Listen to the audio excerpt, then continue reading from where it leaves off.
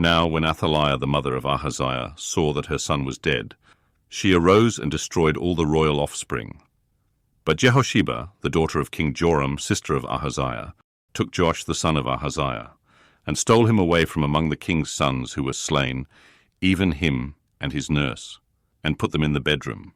And they hid him from Athaliah, so that he was not slain. He was with her hidden in Yahweh's house 6 years, while Athaliah reigned over the land. In the 7th year, Jehoiada sent and fetched the captains over hundreds of the cries and of the guard, and brought them to him into Yahweh's house. And he made a covenant with them, and made a covenant with them in Yahweh's house, and showed them the king's son. He commanded them, saying, "This is what you must do. A third of you, who come in on the Sabbath, shall be keepers of the watch of the king's house. A third of you shall be at the gate Sur, and a third of you at the gate behind the guard. So you shall keep the watch of the house, and be a barrier. The 2 companies of you, even all who go out on the Sabbath, shall keep the watch of Yahweh's house around the king. You shall surround the king, every man with his weapons in his hand, and he who comes within the ranks, let him be slain.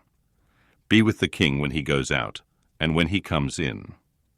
The captains over hundreds did according to all that Jehoiada the priest commanded, and they each took his men, those who were to come in on the Sabbath, with those who were to go out on the Sabbath, and came to Jehoiada the priest. The priest delivered to the captains over hundreds the spears and shields that had been King David's, which were in Yahweh's house. The guard stood, every man with his weapons in his hand, from the right side of the house to the left side of the house, along by the altar and the house around the king.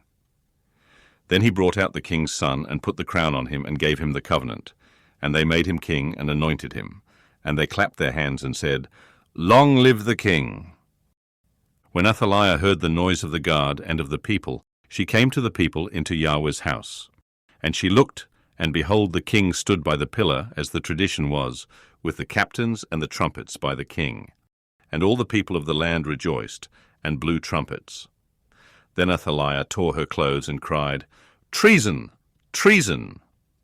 Jehoiada the priest commanded the captains of hundreds who were set over the army, and said to them, "Bring her out between the ranks.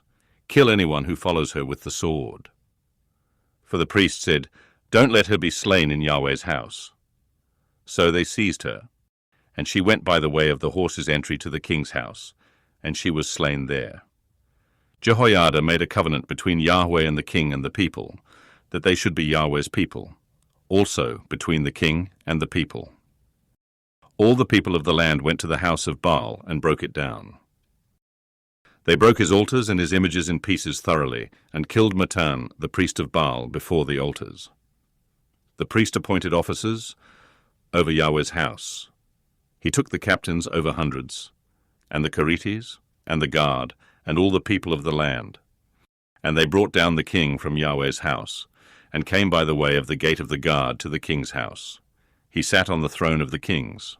So all the people of the land rejoiced, and the city was quiet. They had slain Athaliah with the sword at the king's house. Jehoash was 7 years old when he began to reign.